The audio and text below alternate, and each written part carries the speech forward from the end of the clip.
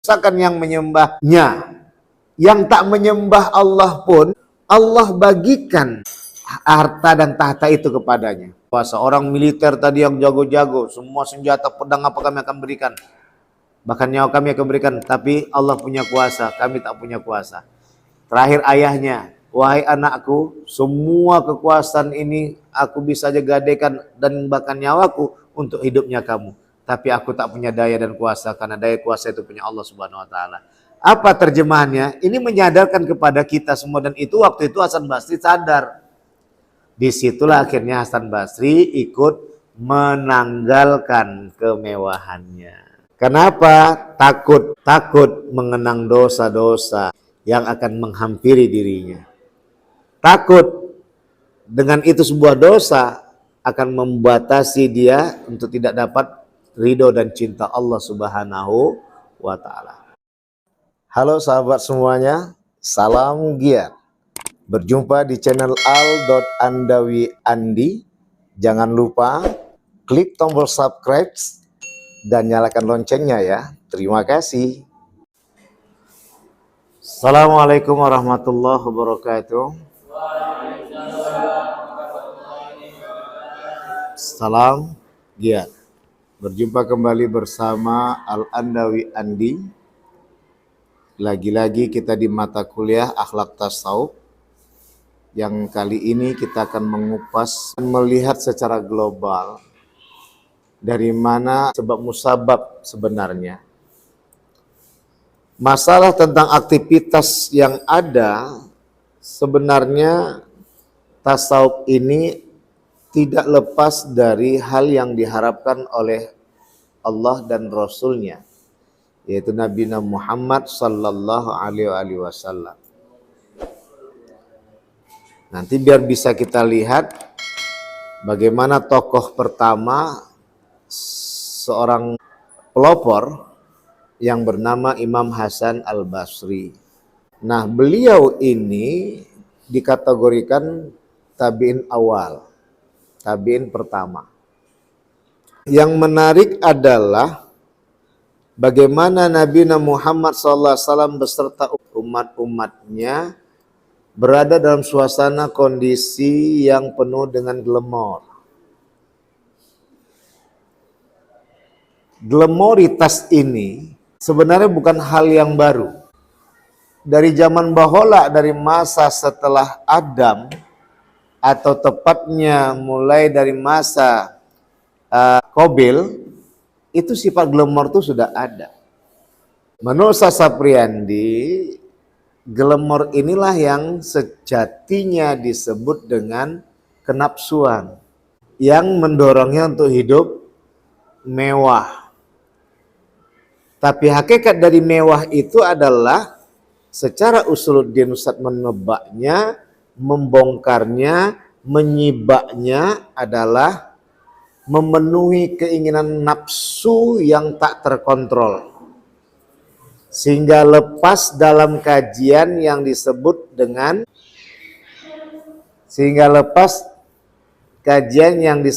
dengan ketidakpatuhan apa yang diperintahkan oleh Allah dan ketidakpedulian untuk meninggalkan larangan dari Allah Subhanahu wa taala. Jadi kenapa hal ini Ustaz jelaskan? Untuk kita memahami bahwa itu hanya sebuah redaksi.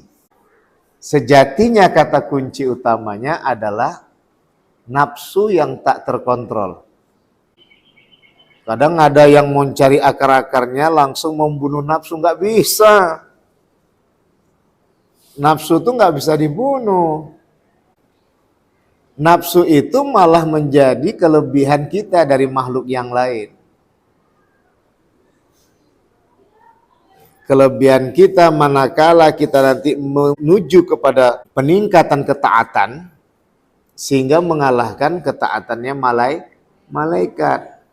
Karena malaikat tidak punya nafsu. Maka itu terbukti ketika Harut dan Marut dengan daya akalnya memantau kehidupan manusia di dunia sehingga terdorong bukan karena nafsu tapi akliyah yang dimiliki olehnya oleh beliau berdua, yaitu Harut dan Marut. Padahal Israel atau Israfil, Pak Ustaz, tepatnya adalah Jibril alaihissalam pun juga ikut mengingatkan. Malik juga waktu itu mengingatkan bahwa mereka memiliki pilihan. Pilihan itulah mesin utamanya nafsu. Tapi oli dan minyak mesinnya adalah akal, itu minyak mesinnya, olinya adalah hati, Sapria Andi. Nafsu itu mesin. Ya kalau nggak ada mesin ya nggak bisa maju tuh mobil. Ya nggak ada mesin, minyak mesinnya gimana mau diletakkan? Karena hakikatnya minyak mesin itu untuk memotivasi nafsu. Tapi diingatkan oleh hati, oli.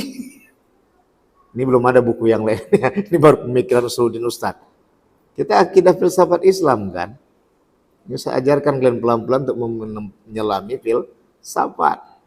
Nah, analogi yang Ustaz bangun tadi hingga menjadi sebuah ilustrasi bahwa ini menempatkan bahwa kelebihan manusia itu.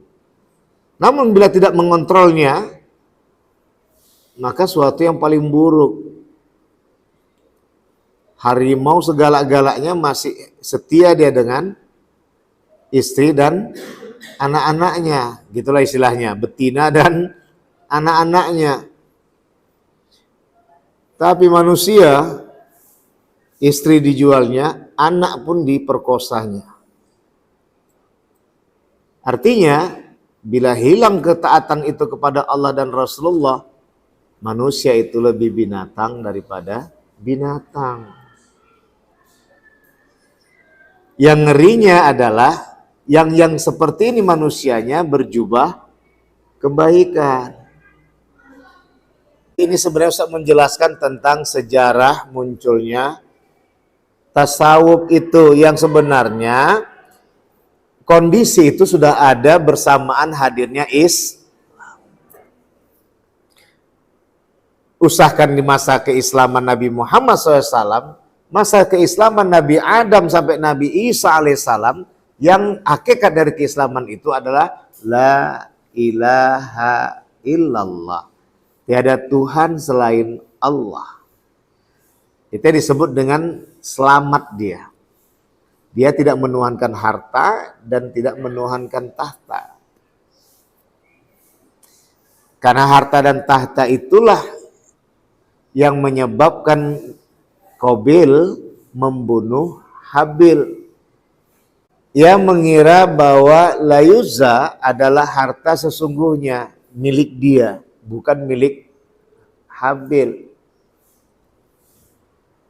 Kenapa Ustaz kata seperti ini? Udah datang oleh Allah instruksi pun untuk dilakukan kawin silang, karena nggak ada laki-laki yang lain, nggak ada perempuan yang lain. Karena Layuza itu cantik jelita, kembaran si Qabil. Iklimah itu buruk rupa, kembaran si Habil. Sementara Habil ganteng, kakaknya, kembarannya buruk. Sementara Qabil buruk, adiknya, kembarannya cantik. Memang begitu pula. Kalau tak begitu, tak ada yang dikatakan cantik dan jelek, ganteng dan tak ganteng. Artinya, filosofinya, wahai orang-orang yang ganteng dan cantik, jangan kau hina yang jelek dan tak ganteng. Sungguh kalau tak ada mereka, tak akan dikatakan kamu ganteng dan cantik. Begitu juga wahai orang kaya, jangan kamu katakan dengan menghina orang miskin. Sungguh kalau tidak ada orang miskin, kamu tidak dikatakan kaya. Wahai pemimpin, engkau tak akan dikatakan pemimpin kalau tidak ada rakyat dan masyarakat.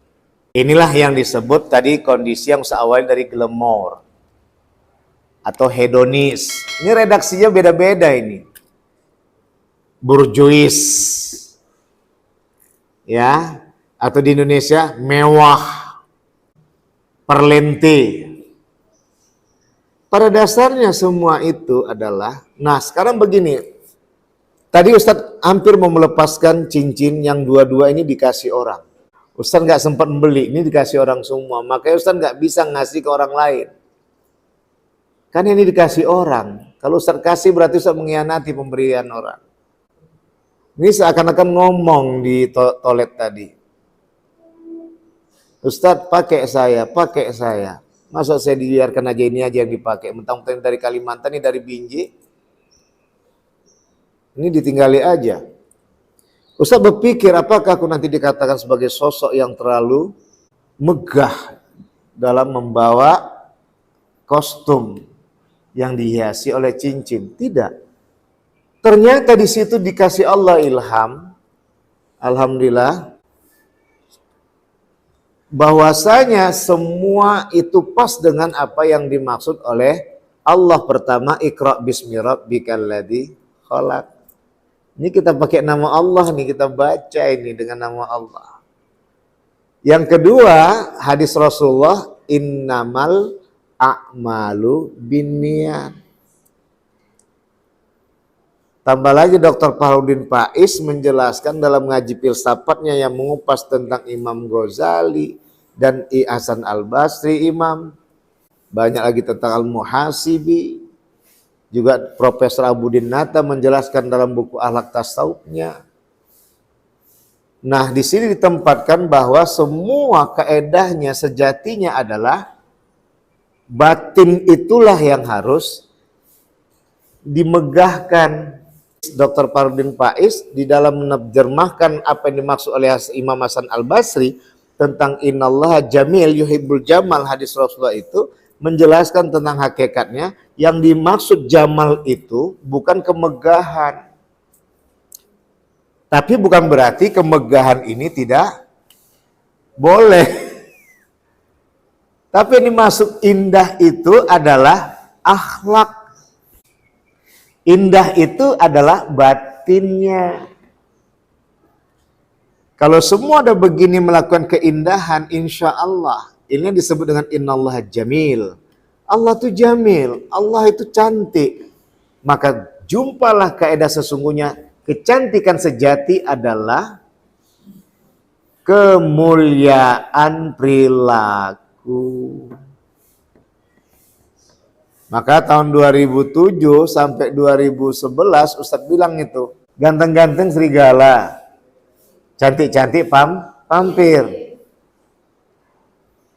Kalau buruk ya mak lampir. Ya. Baik, ini yang Ustadz kembalikan bahwa kondisi ini dari zaman masa Nabi Adam, yaitu tepatnya Qabil, sampai sekarang ini tetap berlanjut sampai hari kiamat. Malah nanti santer ketika akan datang Dajjal. Makanya ya, keislaman inilah yang dimaksudkan kepada la ilaha illallah, tiada Tuhan selain Allah, bukan menuhankan harta dan tahta. Karena harta dan tahta ini yang membuat hadirnya Tuhan-Tuhan yang lain selain. Kenapa landasan itu Ustaz depankan? Ketika Muawiyah Abu Sufyan pernah menyampaikan dalam kisah yang Ustaz ikuti Umar. Jadi apa katanya? Kalau datang nanti Muhammad ini menyebarkan agamanya, tak akan datang orang lagi melakukan tawaf haji jahiliyah namanya ya, di Mekah ini, dan nggak ada orang tuh akan membeli patung-patung kita. Berkuranglah omset kita, berkuranglah pendapatan kita. Paham maksudnya? Tapi mereka luar biasa. Di situ pula Allah tadi meletakkan Islam. Muhammad SAW itu dengan sosok Nabi Muhammad berada di Mekah. Yang ibu kandungnya adalah Siti Aminah. Kalau sempat ibu kandung Nabi Muhammad waktu itu adalah orang Yahudi yang cantik, jelita, yang pintar, yang cerdas, hafal Injil, Taurat. Balik lagi tuh, gak akan ada lagi bisa nyampe Islam nih ke tembung sama pancing ini, apalagi kebinje. Ya, ketika Abdullah berdagang bersama ayahnya Abu Thalib, ya, waktu itu selalu ditengok depan rumahnya, ini kaya raya nih cewek. Ini cewek ini udah tahu nih, ini Abdullah ini luar biasa ini. Karena sering senyum, nggak lagi canggung dia, nggak lagi malu-malu. Dia panggil Abdullah tadi, suruh masuk ke dalam, dikuncinya pintu. Apakah kau mau sama aku? Maksudnya tadi mau bukan melakukan itu, enggak. Dia mau dilamar tapi Abdullah salah paham. Pikirnya mau berzina. Abdullah nolak, langsung pulang. Pulang nggak berapa lama, nyampe ke Mekah, dijodohkan oleh Abdul Muthalib kepada ibunda Siti Aminah. Menikah. Udah menikah, barulah hadir Nabi Muhammad sana. Ketika dia pergi lagi, beliau ayahanda Abdullah pergi lagi, jumpa lagi sama cewek tadi. Cewek tadi tidak seramah semula. Abdullah penasaran, langsung mendatangi, ngampiri. Kenapa nggak kayak kemarin? Engkau salah paham, wahai Abdullah. Aku membawamu ke dalam rumahku dan ku kunci karena aku malu nanti dengar oleh orang. Aku sebenarnya minta engkau nikahkan. Sekarang aku udah hilang harapanku itu. Kenapa rupanya? Ku tengok di keningmu tidak lagi ada tertulis Ahmad. Karena aku waktu itu kepingin aku menjadi ibu dari seorang nabi terakhir bernama Ahmad. Jadi di kening Abdullah itu udah nggak ada lagi karena tulisan Ahmad dengan mata kasab si perempuan tadi tak ada lagi terlihat karena sudah hadir dan lahir Nabi Muhammad tadi berada di dalam atau sebelumnya berada dalam kandungan Ibunda Siti Aminah. Baik, udah balik lagi kepada kajian. Kenapa tadi Ustaz Jam masukkan dalam kisah? Karena begitulah yang diketahui bahwa Nabi Muhammad SAW inilah yang akan mengenalkan tentang keterpujian. Sungguh yang selama ini para orang-orang yang tak patuh kepada Allah dan Rasulullah, apalagi tidak mengakui Allah dan Rasulullah sebagai Tuhan dan Nabi-Nya, maka mereka menganggap bahwa yang membuat mereka terpuji itu adalah harta dan tahta. Nabi Qabil tadi menganggap Layuza adalah hartanya, dan dia adalah anak Nabi Adam dan Siti Hawa, pasangan pertama, kembaran pertama. Berapa tahun kemudian baru ada kembaran kedua, yaitu Iklimah dan Habil. Yang pertama Qabil dan Layuza. Jadi dia menganggap dia pun bertahta tua. Satu, menganggap tua. Yang kedua adalah dia menganggap bahwa itu memang adalah dia yang berkuasa. Karena yang bersama, aku sama-sama dalam perut yang keluar. Gitu loh. Hingga tahta itulah yang menempatkan dia, mengatakan layak dia sama Layuza dan tak layak Habil bersama Layuza. Padahal itu ada perintah Allah Subhanahu. Gara-gara harta merasa memiliki, itulah milik dia, bukan milik Allah. Gara-gara tahta merasa tadi dialah yang anak paling tua dan dialah yang bersama dengannya, aku yang mengawasinya, akulah yang kembali yang padahal tadi didorong oleh nafsu. Itu tadi mesin tadi ya. Kalau minyak mesinnya, akalnya kotor, itulah dia tadi. Menghasilkan bahwa lupa dia bahwa semua dari Allah kembali kepada Allah. Kalau sudah olinya kotor, oli bekas, rusak mesinnya, perasaannya buruk, dengki, sombong, iri, fakhar. Makanya dia tega akhirnya membunuh Habil. Inilah dia adik-adik sekalian yang Ustadz kembalikan. Maka dalam hal ini, inilah yang sebenarnya tasawuf itu sudah ada di masa Islaman turun di muka bumi ini. Maka inilah yang nanti yang menjadi mobil utama, kendaraan utama, alat transportasi utama untuk menempatkan manusia layak sebagai khalifah, pemimpin di muka. Kan itu kata Allah, inni ja'ilum fil ardi khalifah. Sesungguhnya aku, kalau kita mengikuti dengan teks yang hati-hati, ja'ilun pencipta manusia itu menjadi pemimpin di muka bumi. Atau ada diterjemahkan dengan bahasa bebas, sesungguhnya aku balik ke Adam, dijadikan ya yuj'alu fil ardi khalifah dalam tafsirannya sebagai pemimpin. Khalifah itu hakikatnya wakil Tuhan. Maka dalam kaidah filsafat ada dikaji dengan suara rakyat itu adalah suara tuh. Makanya untuk menyampaikan suara rakyat ini ada wakil kepada Tuhan, itulah pemimpin. Ketika pemimpin tidak adil, maka suara rakyat itulah menjadi suara Tuhan. Nah akhirnya disinilah tadi Imam Hasan Al-Basri ya di masa terjadinya di masa Utsman bin Affan periode kedua dan di masa Ali bin Abi Thalib, di saat itulah glamoritas, hedonisme, apalagi kemewahan, kekuasaan yang diperebutkan membuat suasana sistem keadilan tidak berjalan dengan harapan Allah yang Maha Rahman. Sehingga Rahman itu tadi tidak betul-betul merata kepada yang miskin.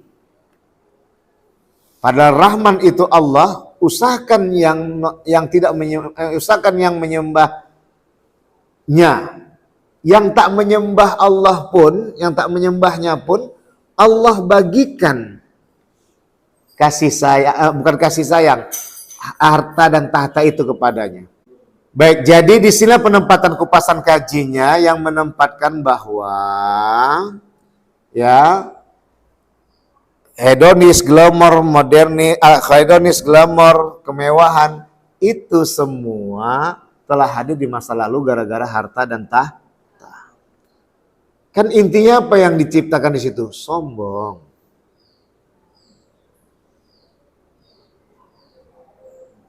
Maka lahirlah pepatah orang Melayu, SMS. Senang melihat orang susah, susah melihat orang senang. Itu ya. Nah baik, jadi adik-adik sekalian ini yang dihadirkan oleh Hasan Al-Basri. Hasan Al-Basri hadir di masa itu, di masa Muawiyah, dan hadir di juga masa Abbasiyah. Abbasiyah waktu itu siapa di masa beliau hadir? Umar bin Abdul Aziz bin Abdullah bin Umar bin Khattab. Ya, gitu dia. Maka memang beliau adalah bagian dari Muawiyah. Tapi beliau sendiri tidak suka dengan perbuatan sedulurnya. Kenapa? Karena mencintai, menuhankan harta dan tahta. Kalau dalam bahasa tauhidnya udah hampir sama dengan musyrik. Tapi Ustadz tidak langsung mengatakan dengan ponis nggak ada hikmahnya, enggak. Rabbana ma khalaqta hadza batila subhanaka faqina adzabannar. Wahai Tuhan kami, tidak ada yang diciptakan dalam keadaan sia-sia, sungguh jadikanlah kami semua terlepas dari siksaan api neraka. takut Ustadz akan memojokkan Muawiyah bin Abi Sofyan, karena alhamdulillah Muawiyah bin Abi Sofyan waktu itu yang menyebarluaskan tutorial kekuasaan Islam. Di balik gila tahtanya nyebar. Kenapa? Di mata dia memang dia mau menunjukkan Quraisy. Quraisy itu di situ pula. Maka datang hadis Rasulullah, al-a'immatu min Quraisy. Bisa begitu tanah yang tandus, gersang, padang pasir yang panas, tapi bisa mereka menjaga kestabilan 4 suku yang ada. Manajemen mereka bagus, apik. Cuman salahnya satu, musyrik. Di samping menyembah Allah, paling utama mereka menomorsatukan Lata, Uzza, Mana, wa Hubbal. Itu makanya Ka'bah itu dilindungi oleh mereka. Tapi Ka'bah tadi dikelilingi oleh berhala-berhala tadi. Gitu ya. Dan terkenal memang Quraisy itu nggak pernah ribut. Kompak. Ya, kesukuannya luar biasa. Masalah nggak terselesaikan. Cuman permasalahannya apa tadi? Budak-budak itulah yang nggak tahan kita. Mabuk itulah yang nggak tahan kita. Zina itulah yang nggak tahan kita. Judi itulah nggak tahan kita. Jadi yang bahagia ini yang orang kaya saja. Menengah ke atas, menengah ke bawah hancur. Inilah yang terulang kembali di era zaman sekarang ini, gitu loh. Ya, di dunia, di seluruh dunia. Nah, akhirnya Hasan Al-Basri melakukan juhud. Nah, juhud ini disenjatai oleh 2 kupasan. Ini konsep tasawuf Imam Hasan Al-Basri. Yang pertama adalah khauf. Yang kedua adalah roja. Khauf dan roja inilah yang membuat Imam Hasan Al-Basri menjadi zahid.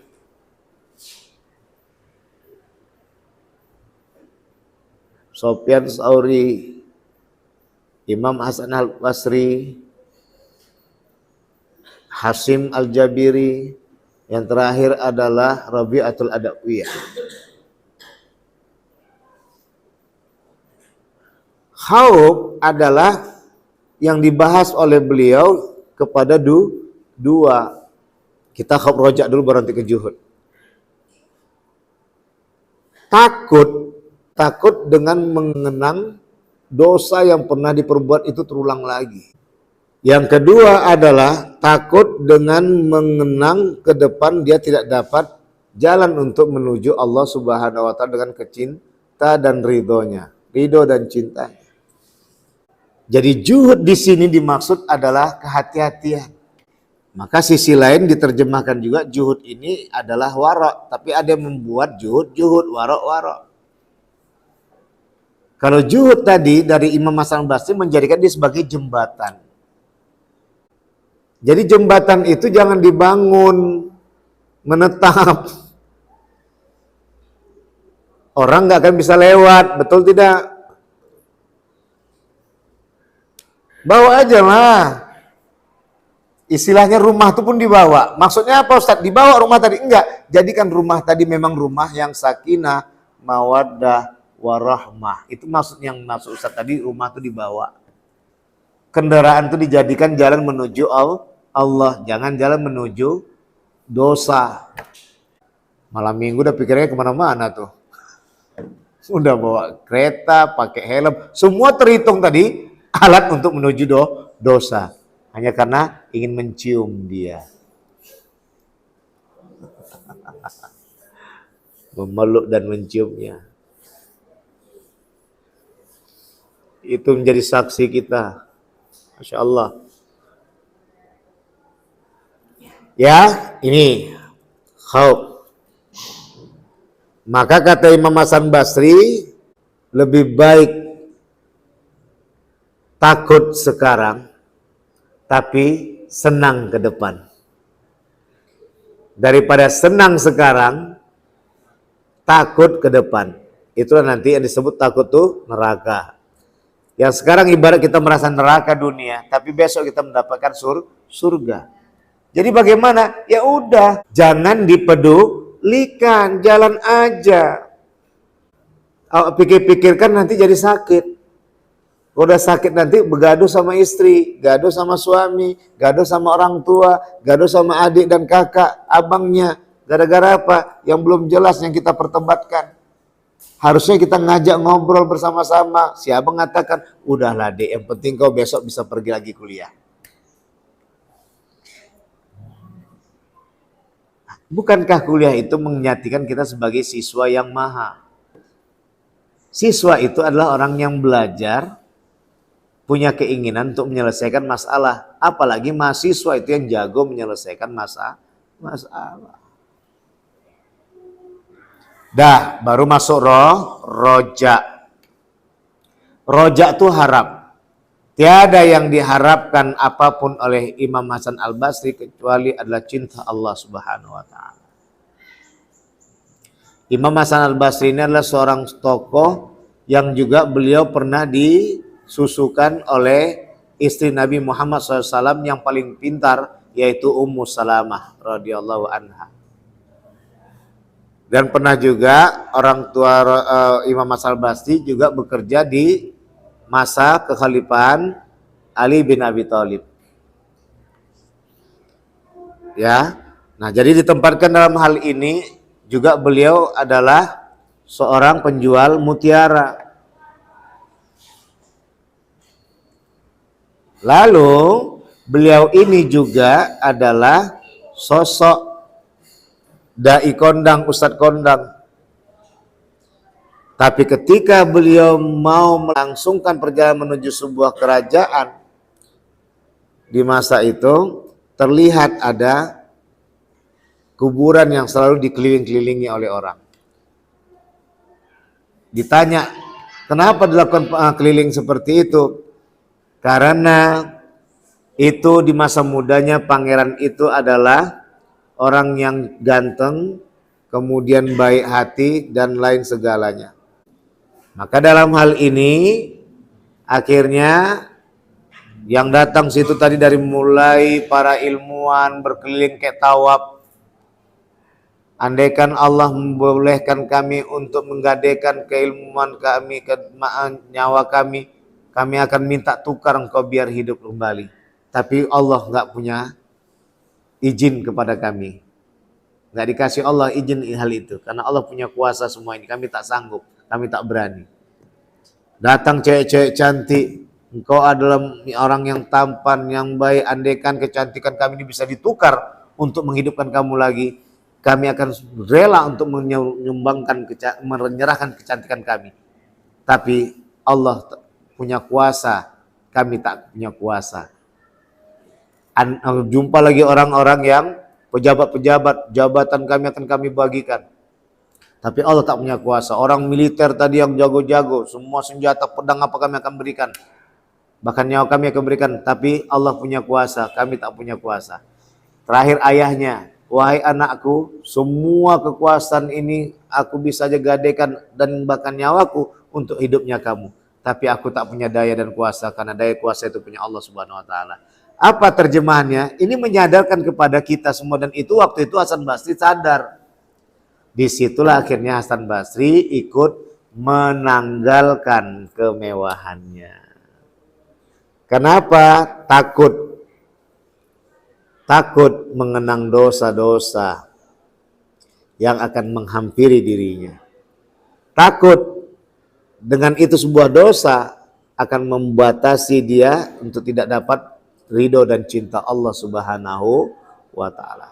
Maka datanglah raja setelah dia masuk kepada kaum, barulah dia nanti masuk kepada rajanya adalah ridho dan cinta Allah. Ini yang disebut dengan juhud. Baik, jadi dalam hal ini, dalam kajian Imam Hasan Al-Basri, juhud inilah yang juga sebenarnya waro. Itu nanti adalah sambungan dari juhud. Maka juhud tadi sebagai jembatan artinya dunia ini tempat lewat aja. Bahkan Imam Hasan Basri mengatakan, maaf ya, dunia itu bagaikan wanita janda. Pecinta-pecinta dunia kan termasuk seperti suami mencintai istri kan. Udah berapa banyak suami yang meninggal. Yang mencintai dunia itu bagaikan suami. Dunia itu istrinya. Udah berapa kali jadi janda dia. Itulah seperti itu. Itu bukan Ustaz yang ngomong, Imam Hasan Al-Basri.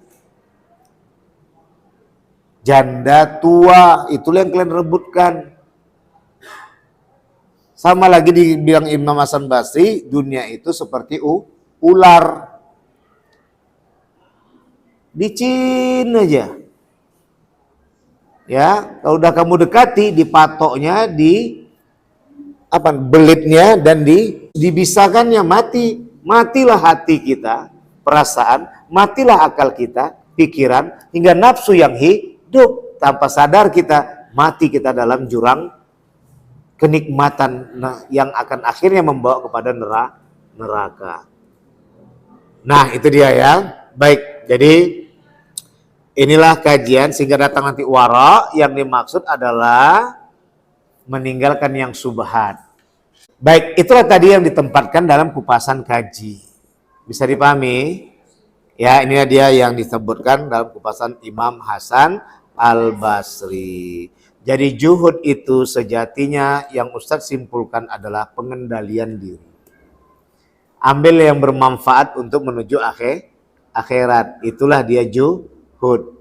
Wara itu adalah untuk menghilangkan rasa khawatir. Jadi yang subhat-subhat tadi itu, yang mubah-mubah tadi itu, ya itu semua ditinggalkan daripada mendatangkan kepada hal yang ini yang disebut tadi menghilangkan keraguan. Kadang kontak di batin itu. Ini yang kadang disalahpahami orang dengan istilah overthinking. Padahal cerdas loh, tergantung negatif positifnya loh. Kalau dia negatif, boleh saja dikatakan overthink. Kalau dia positif, itu kehati-hatian. Nah, maka dalam hal ini yang ditempatkan bahwa dikaitkan disitulah dia diperingatkan oleh Allah melalui hadis qudsi yang diberikan pada Rasulullah, kisah Nabi Sulaiman yang ditanyakan oleh Allah, dari mana kau dapat, kemana kau salurkan. Ya, hati-hati ya, hati-hati 2024. Cukup sekian. Semoga bermanfaat. Salam giat. Wassalamualaikum warahmatullahi wabarakatuh.